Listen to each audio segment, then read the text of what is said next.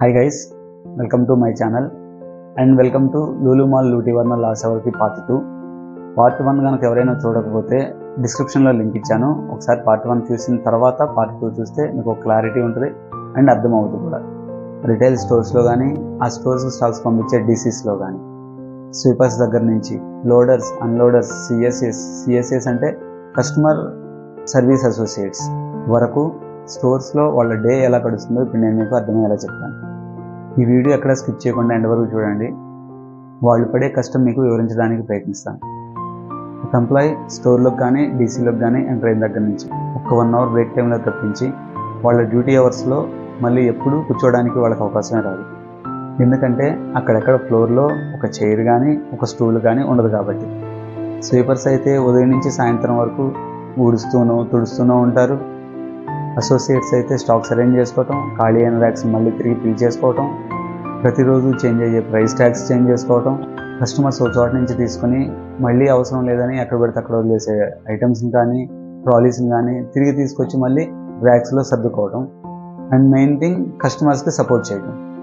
And ఇవన్నీ చాలదన్నట్లు వేరే house నుంచి వచ్చే వెహికల్స్ని అన్లోడ్ చేసుకోవటం. ఇక్కడ గమనించాల్సిన విషయం ఏంటంటే 4.5 to 7 tons వరకు వచ్చే వెహికల్స్ని అన్లోడ్ చేయడానికి అన్లోడర్స్ ఎవరు ఉండరు. అక్కడ లోపల పనిచేసే స్టాఫే అన్లోడ్ చేసుకోవాల్సి ఉంటుంది. వాళ్ళు లేడీస్ అవని జెంట్స్ అవని, లేడీస్ కూడా అన్లోడ్ చేసుకోవాల్సి ఉంటుంది వచ్చిన వెహికల్స్ని. ఆ వెహికల్స్లో వచ్చే స్టాక్స్ మినిమం 5 kgs నుంచి 50 kgs వరకు వెయిట్ ఉంటాయి. యావరేజ్ 400 నుంచి 500 వరకు బాక్సెస్, బ్యాగ్స్ ఉంటాయి దానిలో అన్లోడ్ చేసుకోవాల్సి. అసలు ఇవన్నీ వాళ్ళకి ఎందుకు, ఈ ఆడవాళ్ళు బయటికి వెళ్ళి పని చేయాల్సిన అవసరమే ఉంది అని మీరు అనుకోవచ్చు. కానీ ఒక సొసైటీలో అందరి జీవితాలు ఒకేలా ఉండవు. అందరి ఇళ్లలో ఆర్థిక పరిస్థితులు ఒకేలా ఉండవు. ఒక్కొక్కరి ఇంట్లో ఒక్కొక్క విధంగా ఉంటాయి ఆర్థిక పరిస్థితులు. అలాంటి ఆర్థిక పరిస్థితులు బాగాలేని ఇళ్లలో నుంచి ఆడవాళ్ళు బయటకు వచ్చి పనులు చేస్తూ ఉంటారు.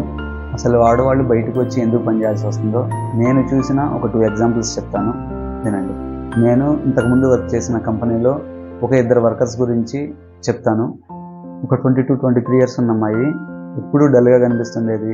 ఏ రోజైనా ఆఫీస్లో కొంచెం లేట్ అయితే కనుక ఈవినింగ్ 6 దాటితే చాలు వచ్చేసి, సార్ నేను వెళ్ళిపోతాను, నన్ను పంపించేయండి సార్ అని అడిగేది. మీతో పాటు వర్క్ చేసే ఇంకా చాలామంది అమ్మాయిలు ఉన్నారు కదమ్మా, వాళ్ళెవరిని పంపించకుండా నేను ఒక్కదాన్ని ఎలా పంపిస్తాము, అందరూ ఒకేసారి వెళ్ళిపోదురు అని చెప్పేసి మేము పంపించేవాళ్ళం కాదు. అలా చాలాసార్లు అమ్మాయి వచ్చి అడగటం, నేను కుదరదు అని చెప్పి పంపించేయడం జరిగింది. కానీ ఒకరోజు కొంచెం ఫ్రీగా ఉన్నప్పుడు అమ్మాయిని అడిగాను, ఏమ్మా ఏమైంది, ఎప్పుడు చూసినా డల్గా ఉంటావు, టైం కాగానే వెళ్ళిపోతానంటావు, ఏం జరిగిందని చెప్పేసి అడిగాను. అప్పుడు ఆ అమ్మాయి తన స్టోరీ అంతా చెప్తూ రావడం మొదలుపెట్టి, ఆ అమ్మాయి వాళ్ళ నాన్న ఆ అమ్మాయికి 20 yearsకే వాళ్ళ ఫ్రెండ్ వాళ్ళ అబ్బాయిని ఇచ్చి పెళ్లి చేశాడు. కానీ ఆ అబ్బాయికి బాగా తాగడం, తిరగడం, ఫ్రెండ్స్తో కలిసి పనికెళ్ళి సంపాదించుకొచ్చిన కొద్ది గొప్ప డబ్బు ఇంట్లో ఇవ్వకుండా వేస్ట్ చేయడం బాగా అలవాటు. అబ్బాయి పెళ్ళి అయితే మారతాడులే అనుకున్నాడు కానీ ఎలాంటి మార్పు లేదు. ఫ్రెండ్స్తో కలిసి తాగడం, తిరగడంతో పాటు ఆ అమ్మాయిని అనుమానించడం, కొట్టడం కూడా మొదలైంది. ఇదంతా చూసి అమ్మాయి వాళ్ళ నాన్న వాడిని వదిలేసి ఇంటికి వచ్చేసి మాతో పాటే ఉండుగానని చెప్పేసి ఎప్పుడు బతులాడుతూ ఉండేవాడు. కానీ ఆ అమ్మాయి వాళ్ళ ఇంటికి వెళ్ళేది కాదు.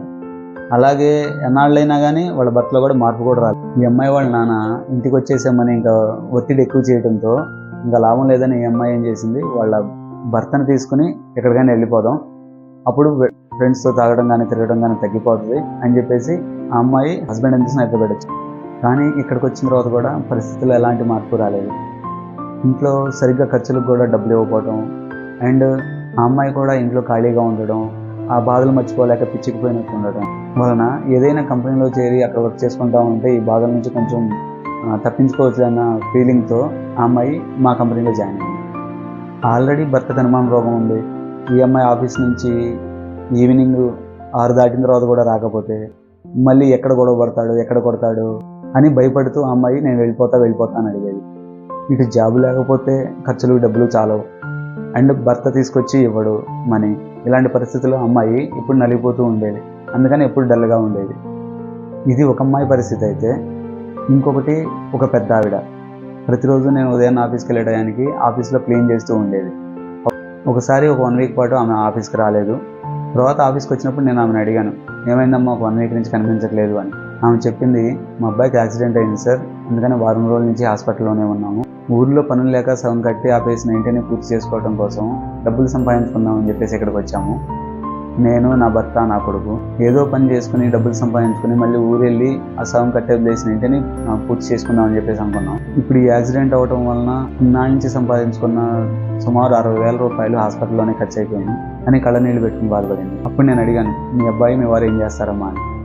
దానికి ఆమె, మా భర్త రోజువారీ కూలీగా బయటకు పనులకు వెళ్తుంటాడు, నా కొడుకేమో మన ఆఫీస్లోనే లోడర్గా పనిచేస్తున్నాడు కాంట్రాక్ట్లో అని చెప్పి. ఇంకా దీనికన్నా బాధాకరమైన విషయం ఏంటంటే ప్రాఫిట్స్ తగ్గాయని చెప్పేసి చేసిన కాస్ట్ కటింగ్లో మ్యాన్ పవర్ తగ్గించడం వలన ఈమెను కూడా జాబ్ నుంచి తీసేశారు. ఇదంతా నేను ఎందుకు చెప్తున్నానంటే, ఆడవాళ్ళు ఇంట్లో నుంచి బయటకు వచ్చి 12,000, 13,000 రూపాయల డబ్బులకి రోజు మొత్తంలో ఒక 10 నిమిషాలు కూడా కూర్చోడానికి ఖాళీ వీలు లేని కష్టకరమైన జాబులు చేస్తున్నారంటే వాళ్ళకి ఇంట్లో పరిస్థితులు ఎలా ఉండటం వలన బయటకు వచ్చి పనులు చేస్తున్నారో ఒకసారి అర్థం చేసుకోండి. మనం స్టోర్స్కి, మాల్స్కి వెళ్ళి తినడం, తాగటం, అక్కడున్న అసెట్స్ డ్యామేజ్ చేయడం వలన వచ్చే లాస్ వలన ప్రాఫిట్స్ తగ్గిపోతాయి.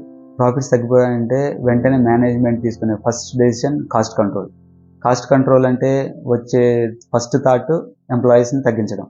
అంటే ఆల్రెడీ కష్టాల్లో ఉన్న ఒక ఫ్యామిలీని మనం మన చేతులారా ఇంకొంచెం కష్టాల్లోకి నెట్టేస్తున్నాం. సో ప్లీజ్, దయచేసి నేను అందరికీ చెప్పదలుచుకున్నది ఒకటే, మనం ఎవరికి దాన ధర్మాలు చేయకపోయినా పర్వాలేదు, కానీ మన వల్ల కానీ మనం చేసే పనుల వల్ల కానీ ఎవరికి ఇబ్బందులు కలగకుండా ఉంటే అదే గొప్ప, వాడు గొప్పోడి కింద లెక్కే. సో మీరు ఏదైనా ఒక పని చేసేటప్పుడు ఆ పనుల వలన ఎవరికి ఎలాంటి నష్టం కలగదు అనుకుంటే చాలా మంచిది. సో ఇలాంటి కష్టాలు ఉన్న ఫ్యామిలీలు మన చుట్టూరే ఉండొచ్చు, లేదంటే మన చుట్టాల్లోనే ఉండొచ్చు. మనం చేసే పని వలన ఎవరికి ఎలాంటి కష్టం కానీ నష్టం కానీ కలగకుండా ఉండేలా చూసుకుందాం.